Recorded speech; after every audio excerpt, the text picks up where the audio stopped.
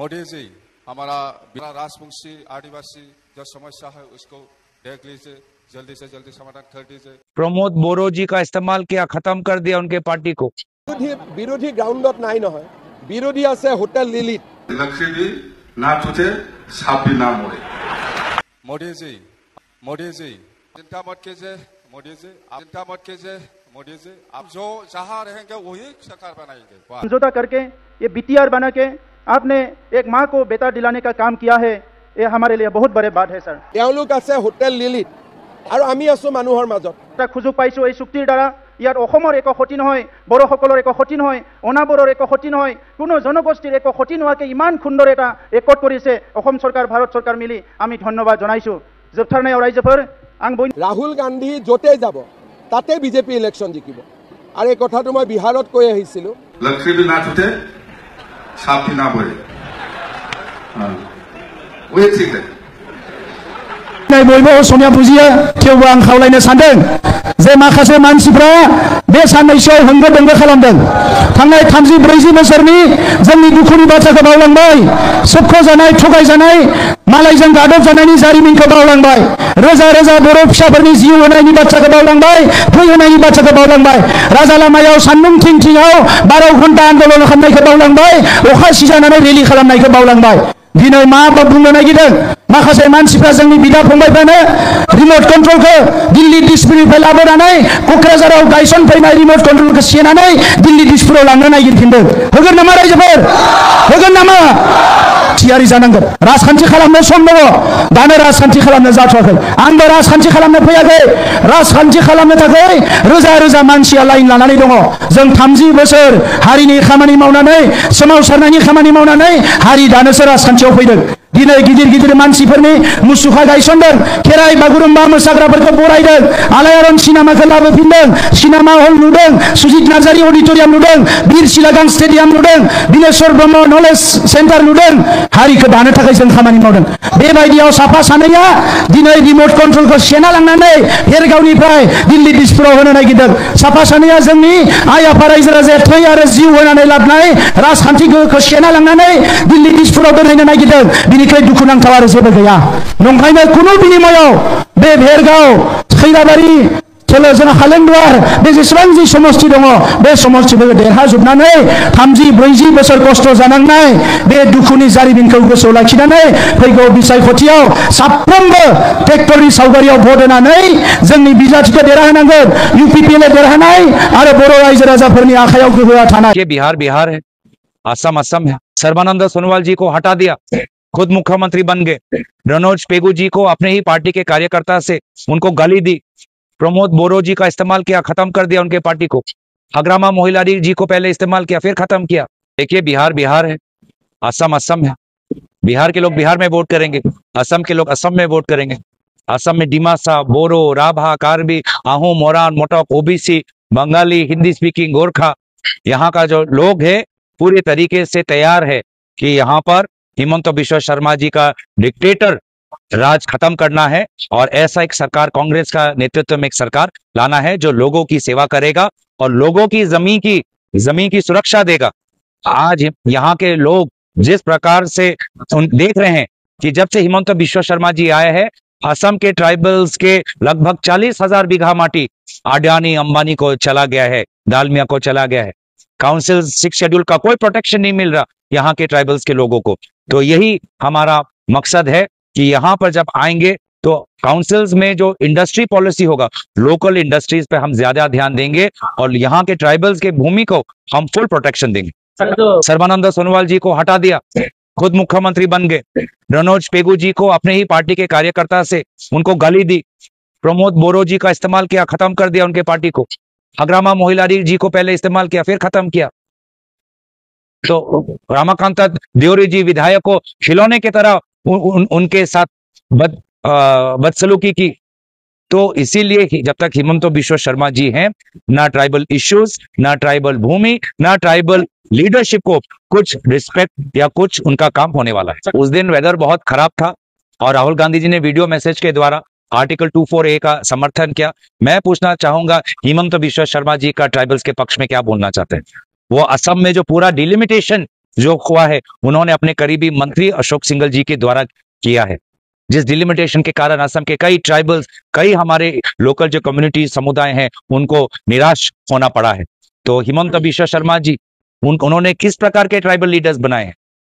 गार्लोसा जी की तरह, तुलीराम रंगा जी की तरह, ये लोग जिन्होंने काउंसिल का जमीन अडानी अंबानी को दिया है, ये है हिमंत बिश्व शर्मा जी के ट्राइबल फेस। और जो वास्तविक में ट्राइबल लीडरशिप है उनको तो हिमंत बिश्व शर्मा जी अलग अलग तरीके से छुरी मारते हैं। हिमंत बिश्व शर्मा डांगरिया এনেদৰে ভুৱা অভিযোগ লগাই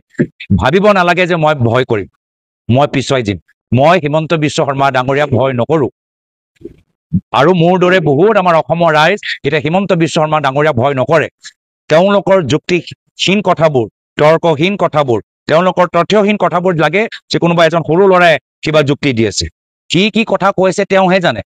আৰু এইকেইটা মোৰ সম্পৰ্কত নহয়। বিভিন্ন বিষয়ৰ ওপৰত হিমন্ত বিশ্ব শৰ্মা ডাঙৰীয়া কথা শুনিলেই লাগে যে কোনোবা সৰু ল'ৰাই কথা পাতি আছে। তেওঁক বেছি ভাল কথা এজন কলেজৰ ছাত্ৰই ক'ব পাৰে। আৰু যাৰ ফলত আজি বিজেপি দলৰ মানুহখিনি তেওঁলোকৰ ওপৰত হিমন্ত বিশ্ব শৰ্মা ডাঙৰীয়াৰ কথাৰ ওপৰত বিশ্বাস নকৰে। দিল্লীত থকা বিজেপি মানুহবোৰ হিমন্ত বিশ্ব শৰ্মা ডাঙৰীয়াৰ কথাৰ ওপৰত বিশ্বাস নকৰে। অসমৰ ৰাইজ হিমন্ত বিশ্ব শৰ্মা ডাঙৰীয়াৰ কথাৰ ওপৰত বিশ্বাস নকৰে। মই পুনৰবাৰ হিমন্ত বিশ্ব শৰ্মা ডাঙৰীয়াক কৈ দিছো, যদি ভাবে যে এইবোৰ কথা কৈ মোৰ মুখখনটো বন্ধ কৰিব, মই ভয় কৰিম, মই হিমন্ত বিশ্ব শৰ্মা ডাঙৰীয়াৰ পৰা ভয় নকৰো। হিমন্ত বিশ্ব শৰ্মা ডাঙৰীয়াৰ আজি কথাবোৰ কোনে শুনে? কোনোবা গুৰুত্ব দিয়ে নেকি? কোনোবা শুনে নেকি? তেওঁ যেনে আমাৰ গাঁৱৰ ভিতৰত যেনেকুৱা মানুহ থাকে, বহুত কথা কৈ থাকে, আমি এক কাণৰ পৰা কথাবোৰ শুনো, এটা কথাৰ পৰা ওলাই দিওঁ। আজি অসমৰ ৰাইজে হিমন্ত বিশ্ব শৰ্মা ডাঙৰীয়া কথাবোৰ এনেদৰে ব্যৱহাৰ কৰে। কথাই কোনো যুক্তি নাই, কোনো তৰ্ক নাই, কোনো অসমৰ ৰাইজৰ লৈ কোনো সম্পৰ্ক নাই, বাস্তৱিক সমস্যা লৈ কোনো সম্পৰ্ক নাই। সেইকাৰণে লাহে লাহে কথা শুনিবলৈ বন্ধ কৰি দিছে। কৰি থৈছো তৰুণ গগৈ চৰকাৰৰ দিনত প্ৰস্তাৱটো এনেকে ল'লে যে 6 জনগোষ্ঠীৰ জনজাতিকৰণ কৰা হওক, কিন্তু পুৰণা জনজাতিৰ কোনো ক্ষতি হ'ব নোৱাৰে। এতিয়া দুইটা নিমিলা অংক কৰি থৈ গ'ল। আলোচনা কৰি আছোঁ যে মিলাব পাৰোঁ নেকি। মৰাণ, মটক আৰু চুতীয়া সম্প্ৰদায়ৰ ক্ষেত্ৰত কিছু ঐক্যমতো হৈছে, বাকীখিনি ক্ষেত্ৰত ঐক্যমত হোৱা নাই। যদি আমি চেষ্টা কৰি ঐক্যমত কৰিব নোৱাৰোঁ, অহা এপ্ৰিলৰ বাজেট অধিৱেশনত আমি প্ৰস্তাৱটো আকৌ এবাৰ বিধানসভাক দিব লাগিব যে এইটো কংগ্ৰেছৰ দিনত লোৱা প্ৰস্তাৱ, এতিয়া ইয়াক কেনেকৈ সাল সলনি কৰিব পৰা যায়। সেই আন্দোলনতো ময়ো সমৰ্থন কৰোঁ। এতিয়া সমস্যাটো কৰি থৈছে কংগ্ৰেছ দলে বিধানসভাত এটা অদ্ভুত প্ৰস্তাৱ পাছ কৰি যে 6 জনগোষ্ঠীক জনজাতিকৰণ কৰক, কিন্তু বৰ্তমানৰ জনজাতিৰ কোনো ক্ষতি হ'ব নোৱাৰে। এতিয়া সেইটোৱে আমি সমাধান কৰাৰ কাৰণে চেষ্টা কৰি আছোঁ। নোৱাৰিলে আকৌ বিধানসভাত আনিব লাগিব প্ৰস্তাৱটো সংশোধনৰ কাৰণে। গতিকে কেইটামান দিন আৰু আলাপ আলোচনা কৰি চেষ্টা কৰি চাওঁ। যদি সফল নহওঁ তেতিয়া আকৌ বিধানসভাত প্ৰস্তাৱটো আনিব লাগিব যে কি ধৰণে তাক সংশোধন কৰা যায়। কিন্তু আমি কৰি থৈছোঁ তৰুণ গগৈ চৰকাৰৰ দিনত প্ৰস্তাৱটো এনেকে ল'লে যে 6 জনগোষ্ঠীৰ জনজাতিকৰণ কৰা হওক, কিন্তু পুৰণা জনজাতিৰ কোনো ক্ষতি হ'ব নোৱাৰিব। এতিয়া দুইটা নিমিলা অংক কৰি থৈ গ'ল। আলোচনা কৰি আছোঁ যে মিলাব পাৰোঁ নেকি। মৰাণ, মটক আৰু চুতীয়া সম্প্ৰদায়ৰ ক্ষেত্ৰত কিছু ঐক্যমতো হৈছে, বাকীখিনি ক্ষেত্ৰত ঐক্যমত হোৱা নাই। যদি আমি চেষ্টা কৰি ঐক্যমত কৰিব নোৱাৰোঁ, অহা এপ্ৰিলৰ বাজেট অধিৱেশনত আমি প্ৰস্তাৱটো আকৌ এবাৰ বিধানসভাক দিব লাগিব যে এইটো কংগ্ৰেছৰ দিনত লোৱা প্ৰস্তাৱ, এতিয়া ইয়াক কেনেকৈ সাল সলনি কৰিব পৰা যায়। Constitutional order, constitutional ST order 1950 গৃহীত কৰা হৈছিল লোকসভাৰ মজিয়াত, নেহেৰু তেতিয়া প্ৰধানমন্ত্ৰী। আৰু এই অৰ্ডাৰৰ যোগেদি ভাৰতবৰ্ষত কিছু বিশেষ সম্প্ৰদায়ত STৰ মৰ্যাদা প্ৰদান কৰা হৈছিল। সেইসকল লোকক STৰ মৰ্যাদা প্ৰদান কৰা হয় যিসকল লোকৰ জীৱনশৈলী পৃথক বা তেওঁলোকৰ যি উপাসনাৰ প্ৰক্ৰিয়া, সেই প্ৰক্ৰিয়াসমূহ অৰ্গেনাইজ যিকেইটা ধৰ্ম আছে, ইছলাম, হিন্দু আৰু খ্ৰীষ্টিয়ানিটি, এই ধৰ্মকেইটাৰ সৈতে নিমিলে বা তেওঁলোকৰ এনিমিষ্টিক কালচাৰ ইত্যাদিত যিসকল লোকৰ বা যিসকল মূলসুঁতিৰ পৰা আঁতৰত, জীৱনশৈলী পৃথক মূলসুঁতিৰ পৰা আঁতৰত হাজাৰ হাজাৰ বছৰ ধৰি তেওঁলোকে নিজৰ এক স্বকীয় জীৱনশৈলীৰে পৰিচালিত হৈ আছে, সেইসকল লোকক সমাজৰ মূলসুঁতিলৈ আনিবলৈ STৰ মৰ্যাদা প্ৰদান কৰাৰ পোষকতা বা অনুমতি সংবিধানে দিছে। সংবিধানৰ বিভিন্ন অনুচ্ছেদৰ যোগেদি STসকলে বিভিন্ন পৰ্যায়ত উচ্চ শিক্ষাই হওক, চাকৰি হওক, বিধানসভাৰ নিৰ্বাচন হওক, লোকসভাৰ নিৰ্বাচন হওক, এই ধৰণৰ বিভিন্ন পৰ্যায়ত সংবিধানৰ বিভিন্ন অনুচ্ছেদৰ যোগেদি তেওঁলোকে সংৰক্ষণ পায় বা বিশেষ সুবিধা লাভ কৰে। ভাৰতবৰ্ষত STৰ পপুলেশ্যন হৈছে প্ৰায় 8 লাখ, অৰ্থাৎ প্ৰায় 10 কোটি ভাৰতবৰ্ষত ST সম্প্ৰদায়ৰ লোক আছে। আৰু ভাৰতবৰ্ষত STৰ যিখন তালিকা, কনষ্টিটিউশ্যনেল অৰ্ডাৰ, ST অৰ্ডাৰ 1950 যোগেদি যিখন তালিকা প্ৰস্তুত কৰা হৈছিলে সেই তালিকাখনত 700টা সম্প্ৰদায়ৰ নাম 700+ সম্প্ৰদায়ৰ নাম অন্তৰ্ভুক্ত হৈ আছে ভাৰতবৰ্ষত 700কে অধিক 700 প্ৰায় 700 বুলি ক'ব পাৰি 700টা সম্প্ৰদায়ক এছটি মৰ্যাদা দিয়া হৈছে আৰু সেই 700টা সম্প্ৰদায় কিন্তু হোমোজেনিয়াছ নহয় এটাতকৈ আনটো পৃথক হোমোজেনিয়াছ নহয় এটাতকৈ আনটো পৃথক যদি বড়োসকলৰ জীৱনশৈলীৰ যিসমূহ বৈশিষ্ট্য সেই বৈশিষ্ট্যসমূহ মিচিংসকলৰ জীৱনশৈলীত দেখা পোৱা নাযায় গণ্ডসকলৰ জীৱনশৈলী সম্পূৰ্ণ পৃথক গণ্ডৰ জীৱনশৈলীৰ সৈতে মুণ্ডাসকলৰ জীৱনশৈলীৰ কোনো সিমিলাৰিটি নাই ইত্যাদি ইত্যাদি গতিকে সকলোৰে পৃথক জীৱনশৈলী হোমোজেনিয়াছ নহয় গতিকে এইখিনিলৈকে আমি আহিলোঁ এতিয়া এটা বিশেষ সম্প্ৰদায়ে এছটি মৰ্যাদা পাবলৈ কি কি বৈশিষ্ট্য থাকিব লাগিব প্ৰথমতেই প্ৰিমিটিভ ট্ৰেইট মই পিটি বুলি লিখিলোঁ প্ৰাচীন তেওঁলোক যে প্ৰাচীন এক জীৱনশৈলীৰ অংশ সেই কথা তেওঁলোকৰ জীৱন ধাৰণৰ প্ৰণালীত জীৱন ধাৰণৰ প্ৰক্ৰিয়াত প্ৰতিফলিত হ'ব লাগিব তেওঁলোকৰ জীৱনশৈলীত প্ৰিমিটিভ ট্ৰেইট প্ৰাচীন কিছু চৰিত্ৰ থাকিব লাগিব 2 নম্বৰতে আহিলে ডিষ্টিংটিভ কালচাৰ মই ডিসি বুলি লিখিলোঁ ইতিমধ্যে কৈছোঁই তেওঁলোকৰ যি কালচাৰ সংস্কৃতি সেই সংস্কৃতি পৃথক আৰু স্বকীয় হ'ব লাগিব তেওঁলোকৰ নাচ গান তেওঁলোকৰ বিবাহৰ পদ্ধতি উপাসনাৰ পদ্ধতি আদি একেবাৰে পৃথক হ'ব লাগিব 3 নম্বৰটো হৈছে জিঅ'গ্ৰাফিকেল আইছলেশ্যন জিটি বুলি লিখিলোঁ 3 নম্বৰটোৰ পৰা নতুন হোৱাইট বৰ্ডত আৰম্ভ কৰিম 3 নম্বৰটো হৈছে জিআই বুলি লিখিলোঁ জিঅ'গ্ৰাফিকেল আইছলেশ্যন তেওঁলোক মূল খুঁটিৰ পৰা আঁতৰত নদীৰ কিনাৰত বা পাহাৰত বা মূল খুঁটিৰ বসতি স্থলৰ পৰা আঁতৰত বিক্ষিপ্ত ৰূপত তেওঁলোকে বসবাস কৰিব লাগিব আৰু 4 নম্বৰটো হৈছে চাইনেছ অফ কণ্টেক্ট মই অকল চাইনেছ বুলি লিখিলোঁ অৰ্থাৎ মূল খুঁটিৰ আন সম্প্ৰদায়ৰ লোকসকলৰ সৈতে সংযোগ স্থাপন কৰাৰ পৰা বিৰত থকা চাইনেছৰ যদি লুজ এটা ট্ৰান্সলেশ্যন যদি আমি অসমীয়ালৈ ক'লোঁ লাজকুৰীয়া বুলি ক'ব পৰা যায় ঠিক লাজকুৰীয়া নহয় মূল খুঁটিৰ সম্প্ৰদায়ৰ এডভান্স কমিউনিটিৰ লোকসকলৰ সৈতে সম্পৰ্ক স্থাপন কৰাত তেওঁলোক বিৰত থাকে সম্পৰ্ক স্থাপন কৰিব নোৱাৰে বা মিলিব নোৱাৰে সংমিশ্ৰণত তেওঁলোকৰ যি চৰিত্ৰ সেই চৰিত্ৰটোৰ পৰা বাধাৰ সৃষ্টি হয় চাইনেছ অফ কণ্টেক্ট আৰু পঞ্চমটো হৈছে যিটো এছচি সকলৰ ক্ষেত্ৰতো প্ৰযোজ্য মই অকল বি বুলি লিখিলোঁ বা সম্পূৰ্ণ নামটো লিখিয়ে দিছোঁ বেকৱাৰ্ড এই 5টা বৈশিষ্ট্য যি সম্প্ৰদায়ৰ আছে তেওঁলোক এলিজিবল এছটিৰ তালিকাত অন্তৰ্ভুক্ত হ'বলৈ মই পুনৰ কৈ দিছোঁ প্ৰিমিটিভ ট্ৰেইট প্ৰাচীন বৈশিষ্ট্য তেওঁলোকৰ জীৱনশৈলীত প্ৰাচীন কিছু চৰিত্ৰ প্ৰকাশ পাব লাগিব ডিষ্টিংটিভ কালচাৰ পৃথক সংস্কৃতি জিঅ'গ্ৰাফিকেল আইছলেশ্যন মূল খুঁটিৰ পৰা আঁতৰত থাকিব লাগিব চাইনেছ অফ কণ্টেক্ট মূল খুঁটিৰ লোকসকলৰ সৈতে সংযোগ স্থাপন কৰাত বিৰত থাকিব লাগিব বা সংযোগ স্থাপন কৰিব তেওঁলোকে নোৱাৰে তেওঁলোকে মিলিব নোৱাৰা এক চৰিত্ৰ আৰু একেবাৰে শেষৰটো হৈছে পিছপৰা গতিকে এইখিনি আমি গম পালোঁ এতিয়ালৈকে আৰু 1965 চনত 1965ত কেন্দ্ৰীয় চৰকাৰে এখন কমিটি গঠন কৰিছিল লুকুৰ কমিটি বুলি কোৱা হয় এই লুকুৰ কমিটিখনে এইকেইটা বৈশিষ্ট্য ফিক্স কৰি দিছিলে এইকেইটা বৈশিষ্ট্য থিৰাং কৰি দিছিলে আৰু এইকেইটা বৈশিষ্ট্যই চালি জাৰি চাই এটা বিশেষ সম্প্ৰদায় এলিজিবল হয় নে নহয় এছটিৰ তালিকাত সেই কথা নিৰ্ধাৰণ কৰা হয় আৰু তাৰপিছত কেনেকৈ এছচি আৰু এছটি তালিকাত যিহেতু এছটিৰ প্ৰসংগত উল্লেখ কৰিছোঁ এছটিৰ তালিকাত কেনেকৈ অন্তৰ্ভুক্ত কৰা হয় সেই বিষয়ে আহিম গতিকে আমি গম পালোঁ এই 5টা কণ্ডিশ্যনৰ যোগেদি বৈশিষ্ট্যৰ যোগেদি এটা বিশেষ সম্প্ৰদায়ক এছটি আৰু এছটিৰ তালিকাত এছটিৰ তালিকাত অন্তৰ্ভুক্ত কৰা হয় অসমত কোনে কোনে বিচাৰি আছে আমি সকলোৱে জানো অসমত বিচাৰি থকা সম্প্ৰদায়কেইটা হৈছে কোচ ৰাজবংশী তাৰপিছত আছে মৰাণ বুলি লিখিলোঁ মৰাণ মটকটো এম বুলি লিখিলোঁ মৰাণ মটক তাৰপিছত টিএ বুলি লিখিলোঁ টাই আহোম তাৰপিছত চুতীয়াসকল আৰু তাৰপিছত শেষত আদিবাসীসকল অৰ্থাৎ চাহ শ্ৰমিকসকল এই 6টা জনগোষ্ঠীয়ে অসমত আজিৰ পৰা নহয় আজি বহু বছৰ ধৰি তেওঁলোকে জনজাতিকৰণ বিচাৰি আছে এছটিৰ ষ্টেটাছ বিচাৰি আছে আৰু সেই ষ্টেটাছ বিচাৰি সেই দাবী উত্থাপন কৰি প্ৰতিবাদ মুখৰ বিভিন্ন সময়ত তেওঁলোক হৈ পৰে নিৰ্বাচনৰ আগে এই জনগোষ্ঠীৰ কেইটাৰ যিকেইটা ছাত্ৰ সংগঠন বা আন সংগঠন সেই সংগঠনসমূহে দিল্লীৰ যন্তৰ মন্ত্ৰত প্ৰতিবাদ সাব্যস্ত কৰে গুৱাহাটীত প্ৰতিবাদ সাব্যস্ত কৰে নিজা অধ্যুষিত অঞ্চলসমূহত প্ৰতিবাদ সাব্যস্ত কৰে তেওঁলোকে বিচাৰে এছটিৰ ষ্টেটাছ তেওঁলোকৰ এটা মূল শ্লোগান হৈছে নো এছটি নো ৰেষ্ট সেই শ্লোগানেৰে তেওঁলোকে আজি বহু বছৰ ধৰি প্ৰতিবাদ সাব্যস্ত কৰি আছে গতিকে এইকেইটা কমিউনিটিয়ে এতিয়া দ্বিতীয়টো প্ৰশ্ন যিটো প্ৰশ্নৰ উত্তৰ বিচৰাৰ প্ৰয়াস কৰিম আপোনালোকো যদি সংযুক্ত হৈছে বা এই সম্প্ৰদায়কেইটাৰ আপোনালোক যদি সদস্য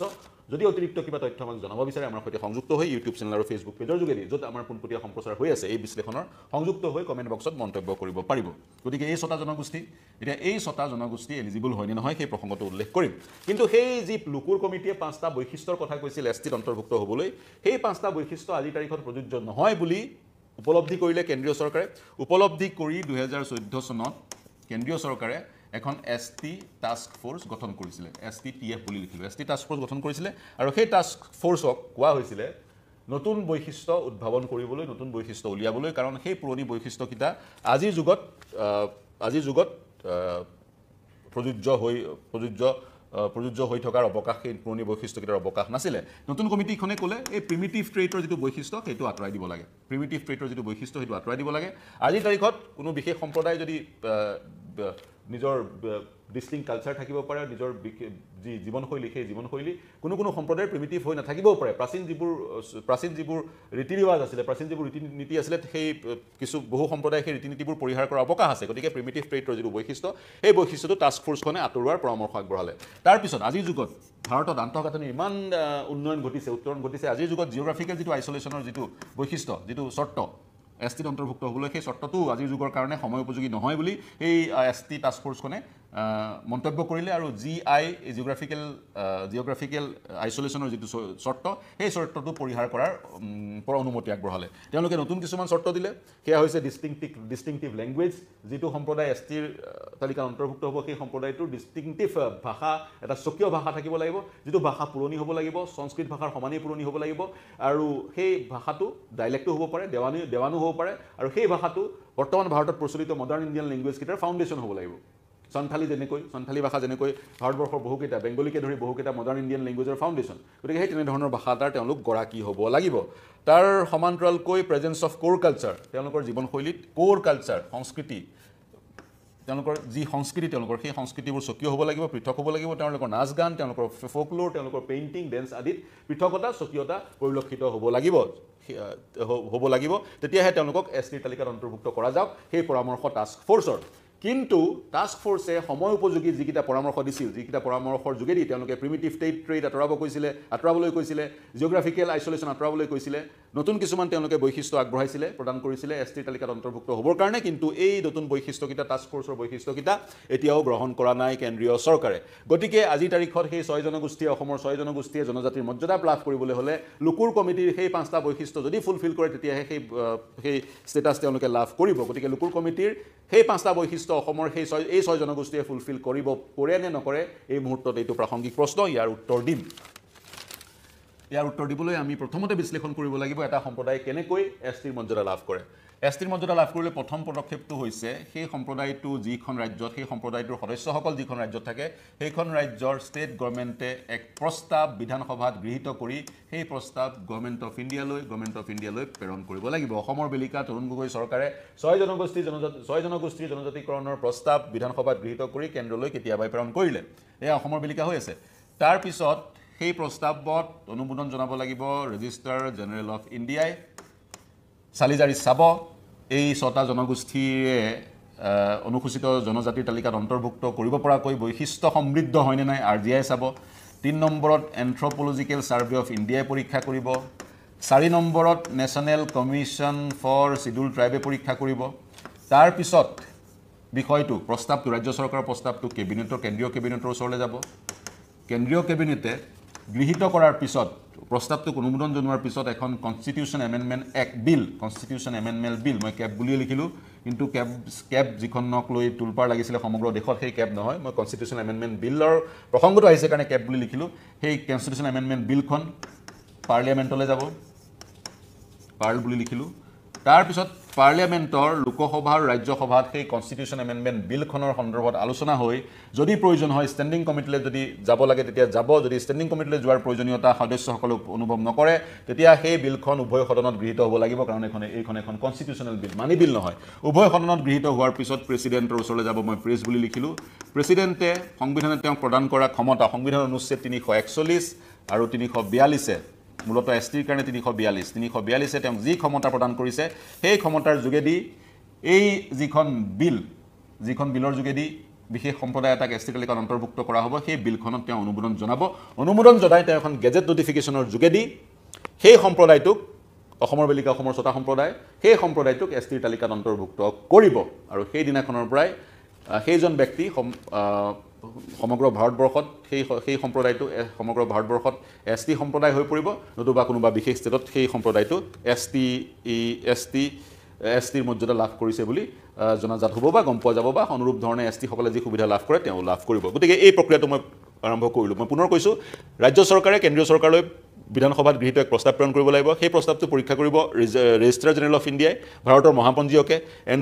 এন্থ্ৰপলজিকেল ছ'চাইটি অফ ইণ্ডিয়াই তাৰপিছত সেই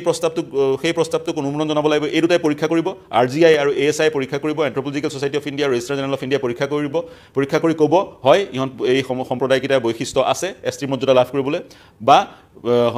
ক'ব এই সম্প্ৰদায়কেইটাৰ ST মৰ্যাদা লাভ কৰাৰ বৈশিষ্ট্য নাই তাৰপিছত প্ৰপ'জেলটো যাব নেশ্যনেল কমিশ্যন ফৰ শিডিউল ট্ৰাইবলে তেওঁলোকে অনুমোদন জনাব তেওঁলোকে ক'ব হয় এওঁলোকে ST মৰ্যাদা পাব লাগে এই সম্প্ৰদায়টোৱে তাৰপিছত কেবিনেটলৈ যাব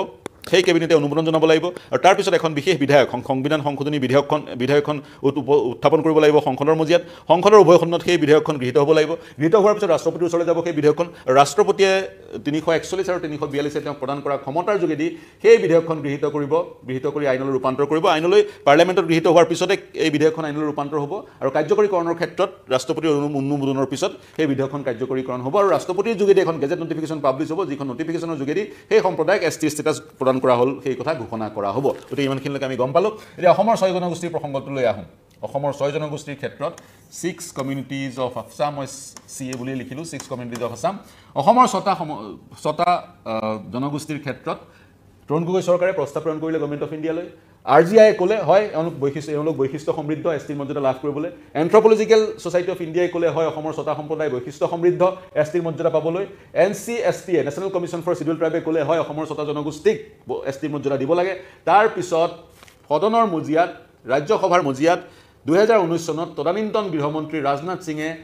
এই যিখন বিধেয়ক সংশোধনী বিধেয়কখন ৰাজ্যসভাৰ মজিয়াত উত্থাপন কৰিলে কেবিনেটৰ অনুমোদনৰ পিছত ৰাজ্যসভাৰ মজিয়াত সংবিধান সংশোধনী বিধেয়ক এখন উত্থাপিত হ'ল আৰু সেই বিধেয়কখন ৰাজ্যসভাত গৃহীত হোৱাৰ পিছত লোকসভাত গৃহীত হোৱাৰ পিছত ৰাষ্ট্ৰপতিৰ অনুমোদনৰ পিছত সেই বিধেয়কখন অনুমোদন যদি হ'লহেঁতেন তেতিয়া অসমৰ 6 জনগোষ্ঠীয়ে জনজাতিৰ মৰ্যাদা লাভ কৰিলে হয় এতিয়া বিধেয়কখন ক'ত পৰি আছে ৰাজ্যসভাত বিধেয়কখন পৰি আছে এই বিধেয়কখন উত্থাপন হ'ল কিন্তু তাৰ পিছত 2019ৰ পিছত বহুকেইটা 2019ৰ পিছত চাগে প্ৰতি বছৰে 3-4টা যদি আমি লোকসভাৰ অধিৱেশন হয় বুলি ধৰি লওঁ 20ৰ পৰা 25টা লোকসভা ৰাজ্যসভাৰ অধিৱেশন অনুষ্ঠিত হ'ল সংসদৰ অধিৱেশন অনুষ্ঠিত হ'ল কিন্তু ৰাজ্যসভাত পৰি থকা অসমৰ 6টা জনগোষ্ঠীক জনজাতিকৰণ প্ৰদান কৰাৰ দিশত যিখন বিধেয়ক সেই বিধেয়কখন কিন্তু আলোচনাৰ কাৰণে নাহিল বা লিষ্টত অন্তৰ্ভুক্ত নহ'ল সেই যিকেইটা প্ৰক্ৰিয়াৰ কথা ক'লোঁ সেই প্ৰক্ৰিয়া এই অসমৰ 6টা জনগোষ্ঠীয়ে পাৰ কৰিছে যদিহে ইমান লোকে ৰাজ্যসভালৈকে অসমৰ 6টা জনগোষ্ঠীৰ জনজাতিকৰণ প্ৰদান কৰাৰ বিধেয়কখন ৰাজ্যসভালৈকে আহিল তাৰপিছত অসমৰ মুখ্যমন্ত্ৰীগৰাকীয়ে পুনৰ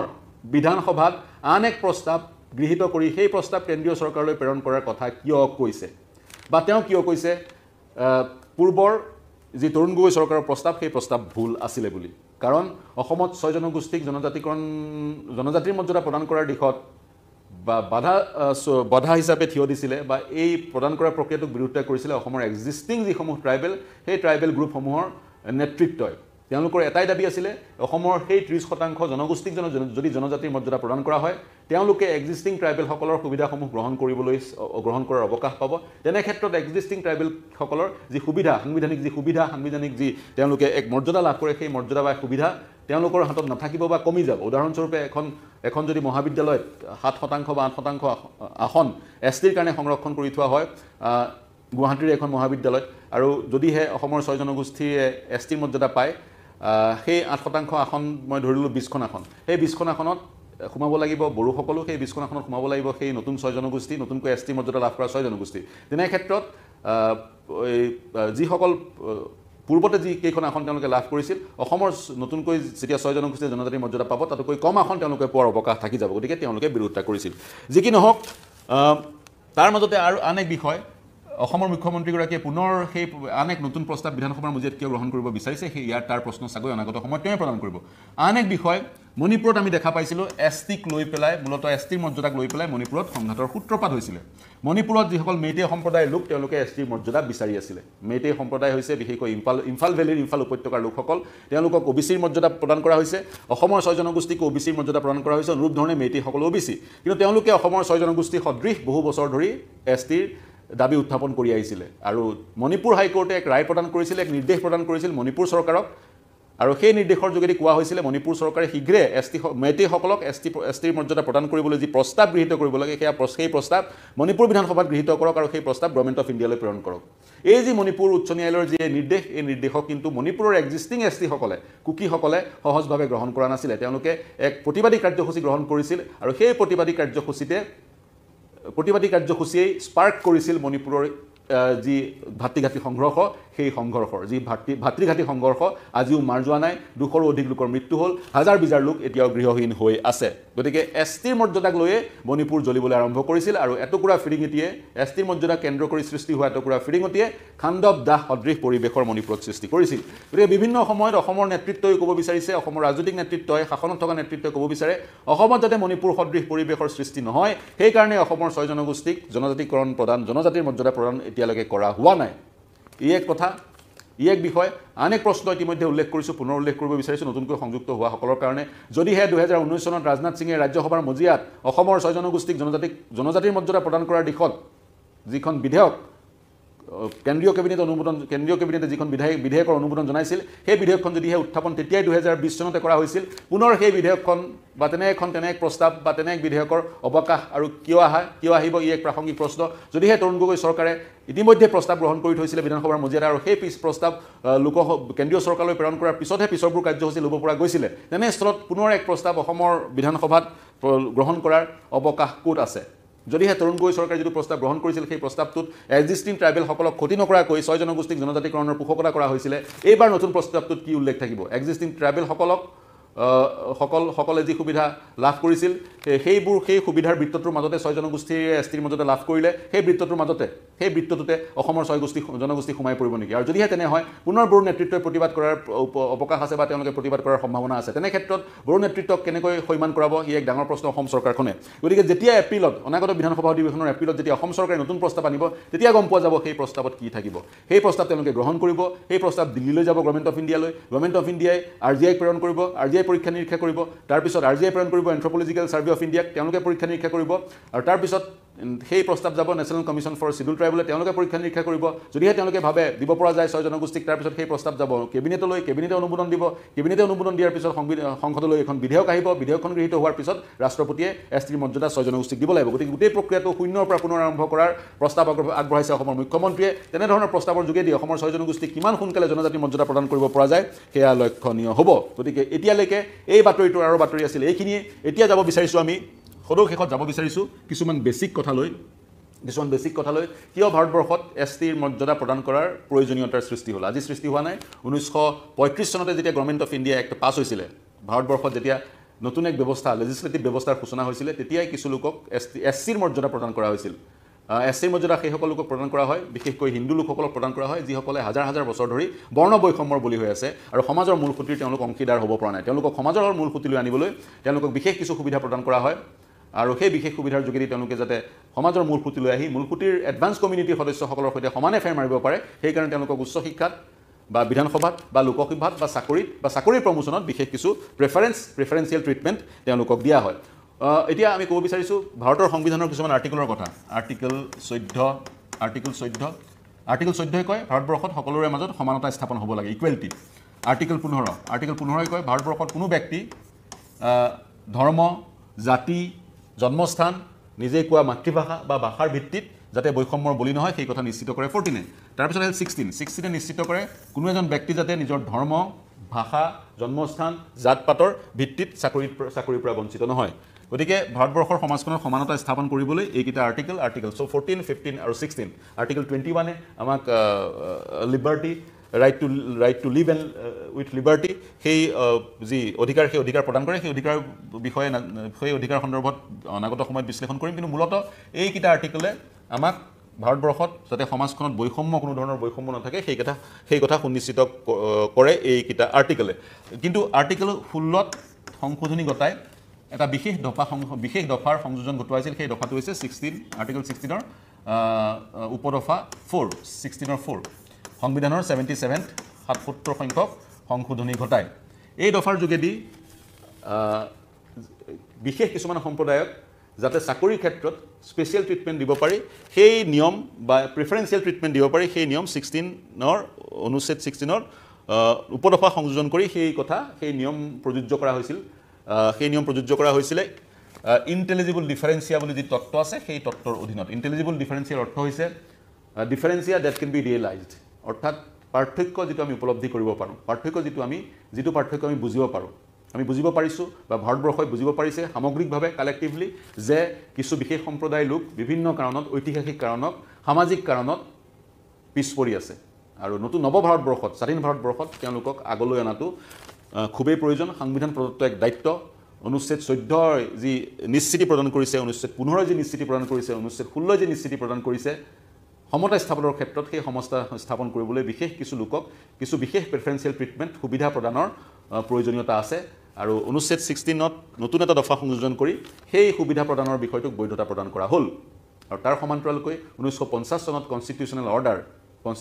কনষ্টিটিউচনেল শিডিউল ট্ৰাইব অৰ্ডাৰ আৰু কনষ্টিটিউচনেল শিডিউল কাষ্ট অৰ্ডাৰ 1950 চনতে লোকসভাত গৃহীত কৰি বিশেষ কিছু তালিকা